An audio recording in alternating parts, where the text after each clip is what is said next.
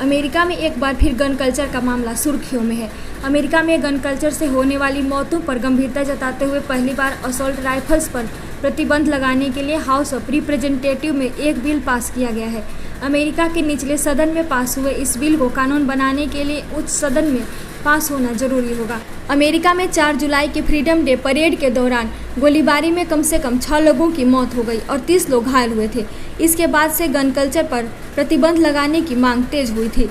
ऐसे में सवाल उठता है कि अमेरिका में यह गन कल्चर कितना पुराना और लोकप्रिय है। इस गन कल्चर के चलते अब तक कितनी लोगों की जाने गई है। आइए जानते हैं कि अमेरिका में इस गन कल्चर की शुरुआत कब हुई थी। अमेरिका में गन कल्चर का इतिहास उतना ही पुराना है जितना पुराना अमेरिका का संविधान है। वर्ष 1791 में अमेरिका के संविधान में दूसरा संशोधन लागू हुआ था। इसके तहत अमेरिकी नागरिकों को हथियार रखने का पूरा हक दिया गया था। अमेरिका का संविधान अपने नागरिकों को बंदूक या गन रखने का पूरा अधिकार देता है। भारत में बंदूक लेने के लिए आपको लाइसेंस की ज़रूरत होती है, लेकिन अमेरिका में ऐसा कुछ भी नहीं है। भारत में बिना लाइसेंस के बंदूक रखना बहुत बड़ा जुर्म है। इसकी बड़ी सज़ा है।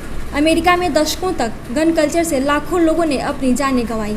इन मौतों का बोझ अमेरिकी संसद पर समय के साथ बढ़ता चला गया। आज तक अमेरिका इस कानून को बदल नहीं पाया है। अमेरिका की जिस संसद से यह उम्मीद करते हैं कि वह इसके खिलाफ सख्त कानून बनाएगी, वहीं उस संसद से कुछ दूरी पर गन की बड़ी बड़ी कई दुकानें हैं जहां अमेरिकी नागरिक आधुनिक हथियार खरीद सकते हैं।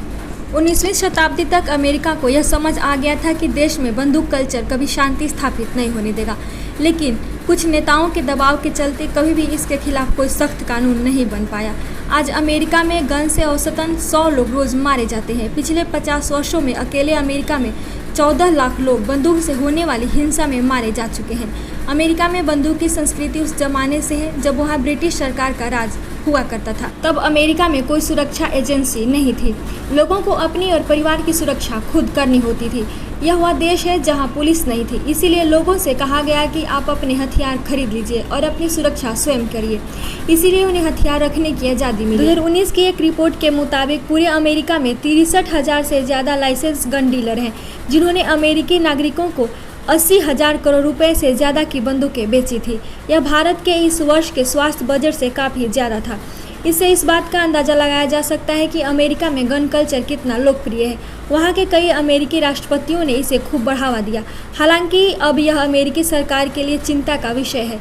यही कारण है कि ओबामा समेत कई राष्ट्रपतियों ने गन कल्चर के खिलाफ आवाज़ उठाई।